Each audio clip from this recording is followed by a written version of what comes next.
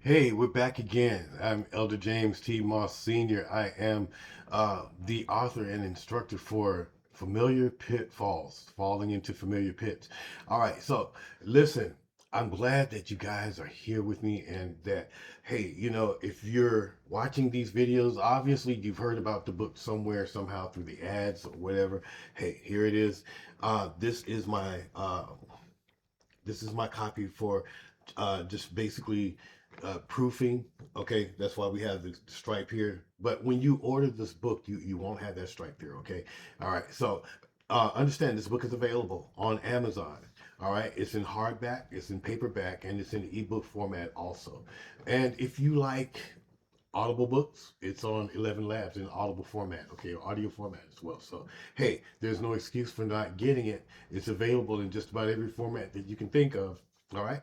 So, familiar pitfalls, falling into familiar pits. And so, what we want to do is, I want to encourage you to invite others to partake in this learning, because we all have familiar pits that we're dealing with. We all have familiar pitfalls that we've fallen victim to, that we deal with and we don't know how to deal with it, or we come across and we're struggling to figure out to find answers on how to deal with it. Okay, so hey, get the book, because the videos that I'm doing here, the lessons don't teach it in its entirety. Okay, this book has a whole lot more in it than what these videos are covering, but everything you find in these videos is in the book.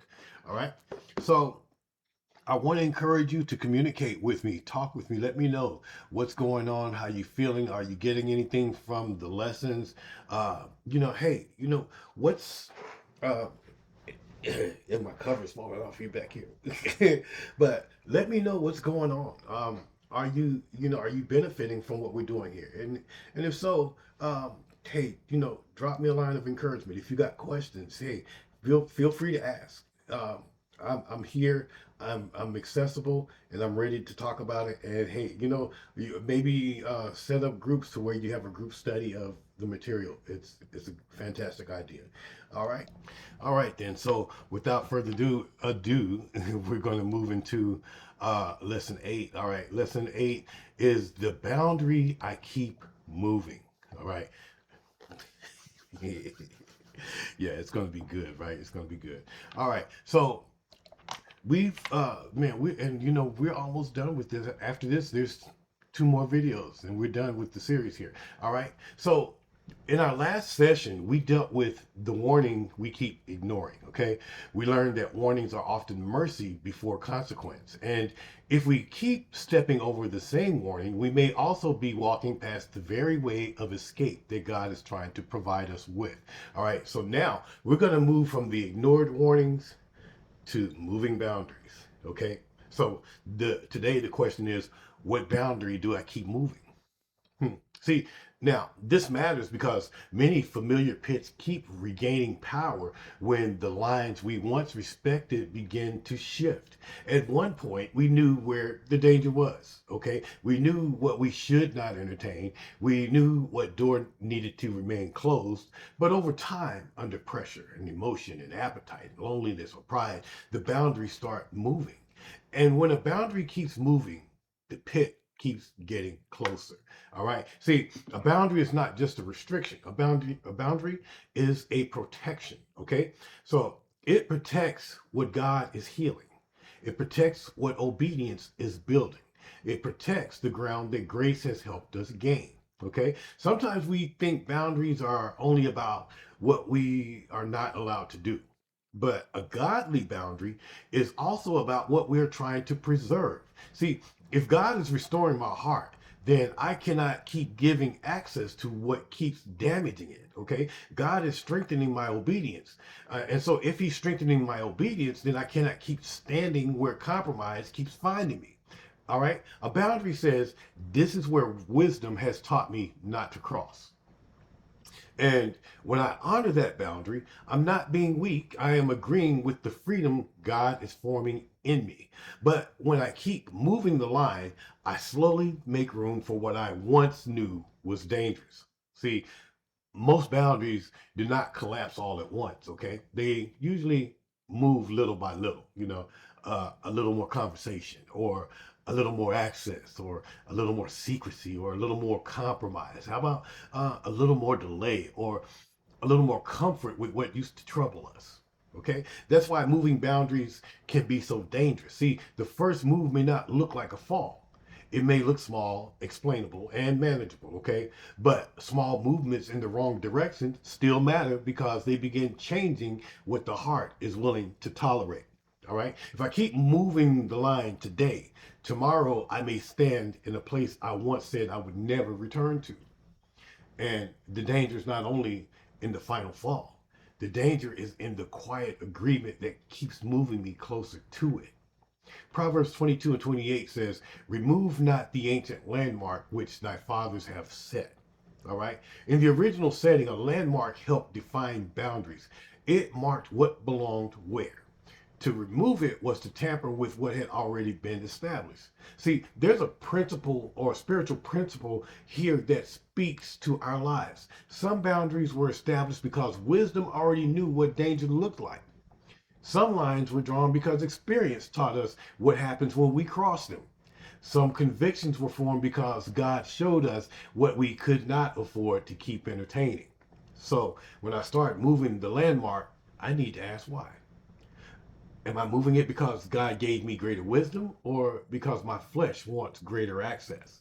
Am I moving it because I am maturing, or because I'm negotiating? A boundary should not be moved just because desire wants more room. You see that? Well, one reason boundaries keep moving is because desire rarely asks for everything at once. Okay, desire often asks for a little more. Okay, desire will ask you to move a little closer, uh, stay a little longer. How about a little later? How about a little deeper? How about a little more private? How about a little less accountability? All right, so this is how the line starts shifting. You know, desire does not always begin by saying, go back to the pit. Sometimes it says, you are still far enough away. It's okay. It says, this is not the same as before. Or it says, you know how to handle it now. Or it says, you know, you've grown, so this boundary is no longer necessary, right? But desire is not always a trustworthy counselor. You see, if desire keeps asking me to move a boundary that wisdom told me to keep, um, then I need to stop and ask what desire is really trying to reach. Desire, what are you reaching for? What are you looking for? What are you trying to accomplish here? You know, and because the boundary may be the very thing standing between me and another return to the pit. Huh? So sometimes we feel pressure to explain our boundaries. We may feel like we have to defend why we do not go certain places, or entertain certain conversations, or answer certain calls, or revisit certain relationships, or keep certain habits close. Okay, but wisdom does not have to apologize for protection. You see, if a boundary helps me obey God, it does not need to be popular. All right, if a boundary helps me to stay free, it does not need to be understood by everybody. All right, if a boundary protects my heart, my witness, my family, my calling, or my recovery, then I do not need to make it smaller so other people feel more comfortable. Huh? See, some people may not understand the line because they do not know what crossing it cost me, but I know, you know. And if God has shown me where the danger begins, then honoring that boundary is part of honoring Him, right? All right, so the boundaries that I keep reveal what I value. All right, if I value freedom, I will guard what helps me remain free. If I value obedience, then I will protect what helps keep me obeying. If I value healing, I will stop giving easy access to what keeps reopening the wound. Okay. If I value my future, I will not keep negotiating with what belongs to my past. See, this is why moving boundaries is not a small matter. A moving boundary may feel or may reveal that something else has started competing for value in my heart. Huh?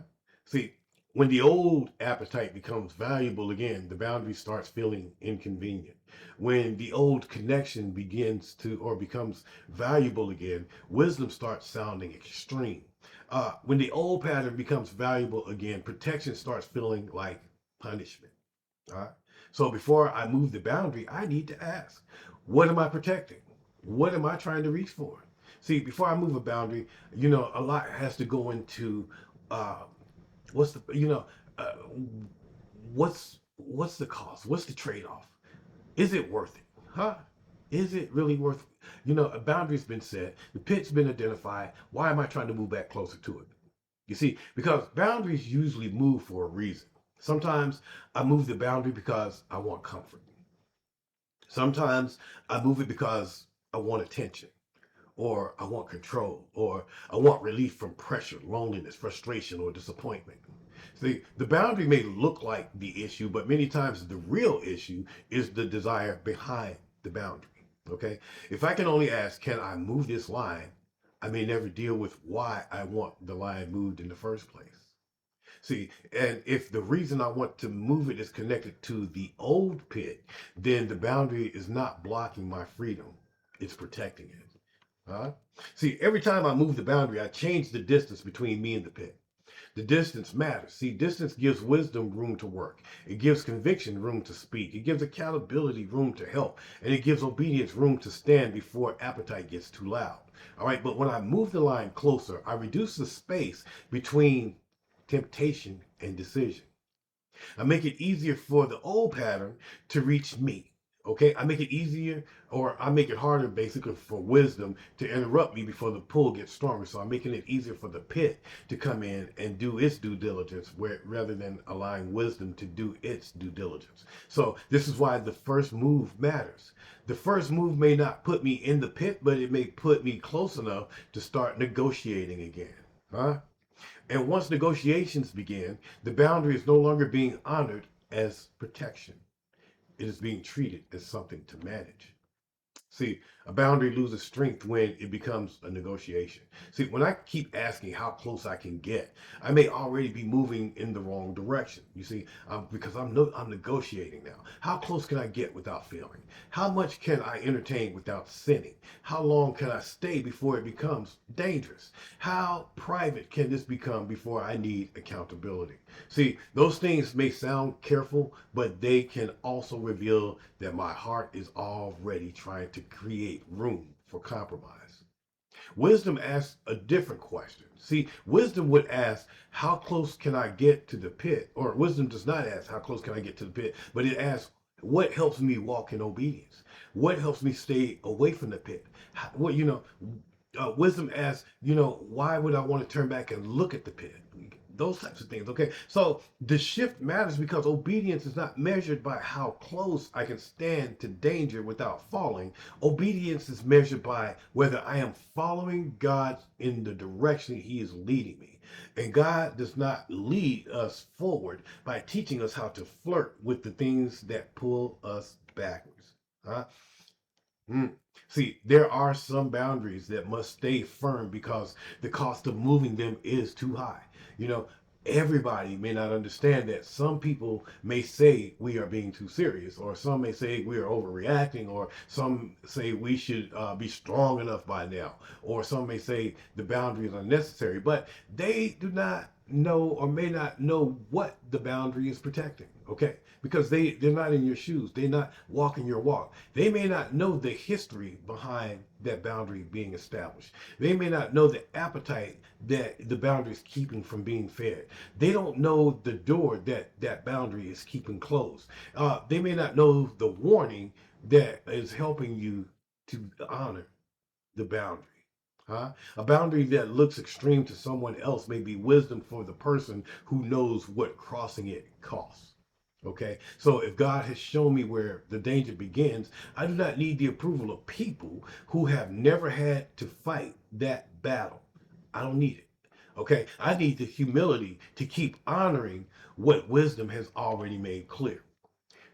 Understand this, a boundary is not something we set once and forget forever. All right, it's got to be stewarded. It's got to be remembered. It's got to be respected. It's got to be reinforced when pressure comes. It's got to be protected when emotions rise. It's got to be reviewed when old patterns start calling again. See, there are seasons when a boundary may need to become stronger because the battle has become more intense. All right. There are seasons when accountability may increase or may need to increase because of what we're dealing with. And there are seasons when distance may need to grow. Okay. There are seasons when access may need to be reduced even more. So that is not failure.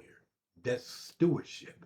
That's proper management. Okay. It means I'm paying attention to the condition of my heart and the direction of my steps. Because you see, a boundary is not stewarded, that's not stewarded can only become a line. I only remember after I have already crossed it. All right. So pressure has a way of testing boundaries, and we want to get into that. So we don't want to allow things like pressure to uh, force us to move the line. So when we talk about pressure, you see, um, it has a way of testing our boundaries through people, through desire, through loneliness, through anger, through fatigue, through opportunity. Uh, but pressure should not have authority to move what wisdom has established. If a boundary was right when I was clear-minded, okay, let's say a boundary was set and I'm sober-minded, I'm in good thinking, and good thought process, then I should be careful about moving it when I'm emotional. Okay, when I'm in not in such a sound mind. All right. If the boundary protected me when I was strong, I definitely don't need to remove it when I'm weak. All right. If a boundary helped me obey God in peace, I should not abandon it just because pressure makes me uncomfortable. Okay. This is why we need settled decisions before pressured moments. All right. Because pressure will always argue for immediate relief. Huh?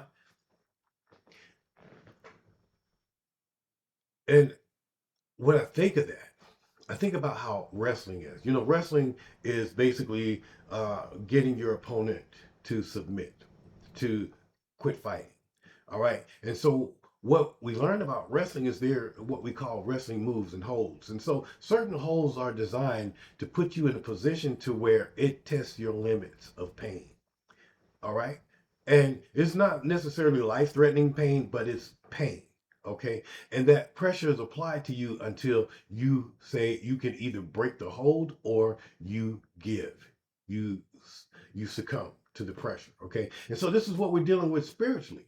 All right. That pressure will argue for immediate relief. If the pit is applying pressure to you and it's a constant pressure and it's stretching you and it's making you uncomfortable, it's looking for you to go ahead and cry for immediate relief. It wants you to tap out. It wants you to say, the pit is my master.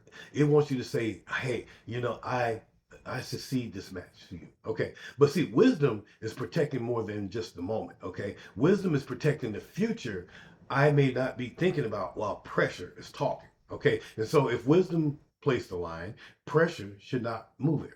If obedience required the line, appetite should not erase it. If healing needed the line, loneliness should not weaken it. If freedom grew behind that line, then compromise should not redraw it.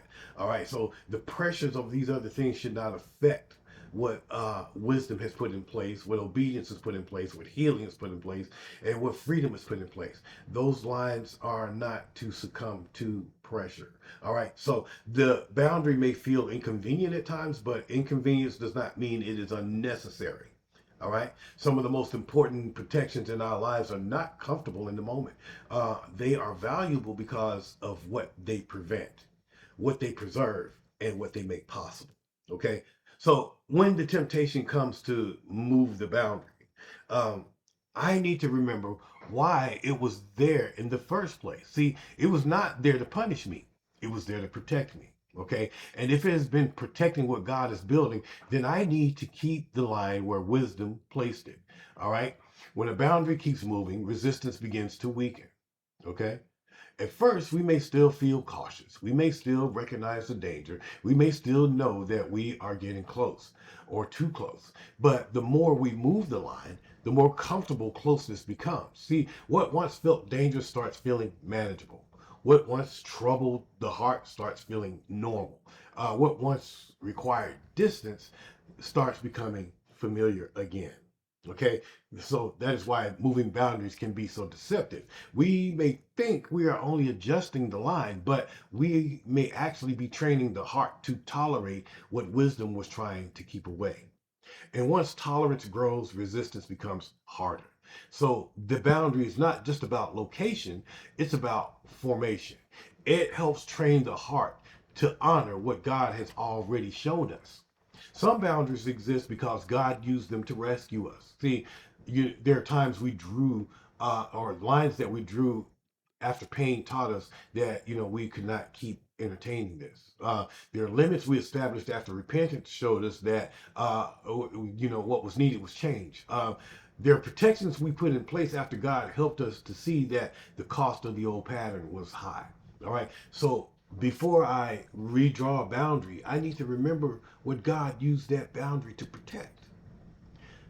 Did that boundary help me stop returning to the pit? Did it help me stay honest? Did it help me close a door? Did it hear me, or did it hear the warning for me? Did it help me recover ground the pit once claimed? Huh? If God used the boundary to rescue me, then I should be careful about treating that boundary like it is no longer necessary. Hmm? We shouldn't ever feel like we outgrew a boundary that God has set. So sometimes the line I want to move is the very line God wants to use to keep me free. Okay. Sometimes people think that if they are really strong, they should not need boundaries anymore. But strength can still need structure. All right. A strong believer still needs wisdom. A mature believer still needs accountability. A delivered believer still needs discernment. A healing believer still needs protection. See, boundaries do not always mean we are weak. Sometimes boundaries mean we understand what freedom requires. Even strong walls have gates. Even healthy hearts need guarding. And even wise people need limits. All right? See, the goal is not to prove that I can live without structure. The goal is to walk faithfully with God. If a boundary helps me walk faithfully, then I do not need to remove it just to prove a point. Okay? I need to honor it because it is helping me remain steady. The safest boundary is the one shaped by obedience. Not pride, not fear, not pressure, not appetite, not the opinions of people who do not understand the battle.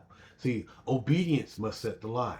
If obedience say don't go there, then the line is set. Huh?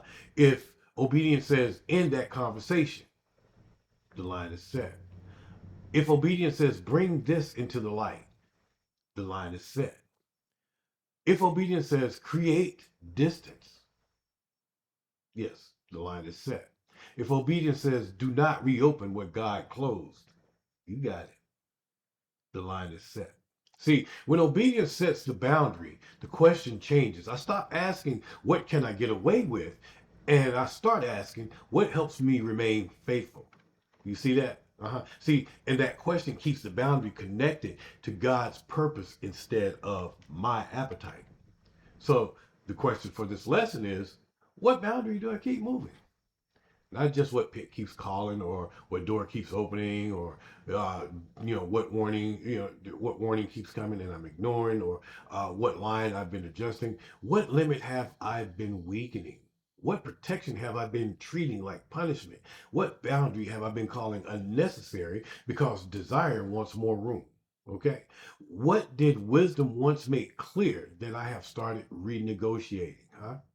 All right, this is where honesty matters because, see, the boundary I keep moving may be the reason the pit keeps getting closer. And if the boundary was protecting what God is building, then I do not need to keep moving it. All right, I need to return it to the place where obedience first taught me to draw it. The boundary I keep moving may not, or may be the protection that I keep weakening, okay? And it may be the line that God used to guard my heart, preserve my obedience, and keep me from returning to the same familiar pit. So today, we're asking God to help us stop negotiating with what wisdom already exposed. Lord, show me where I've been moving the line. Show me where desire has been asking for more room. Show me where pressure has been weakening what obedience has established.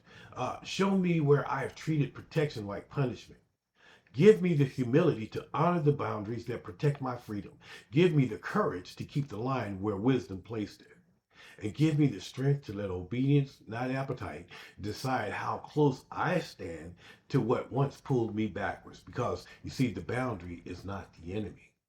The boundary may be the mercy that keeps the pit from becoming familiar ground all over again. All right. So listen, that ends it for this particular lesson. Uh, God is blessing through the teaching and the wisdom that's being imparted. I hope that you can um, find a way to apply it into your own personal life.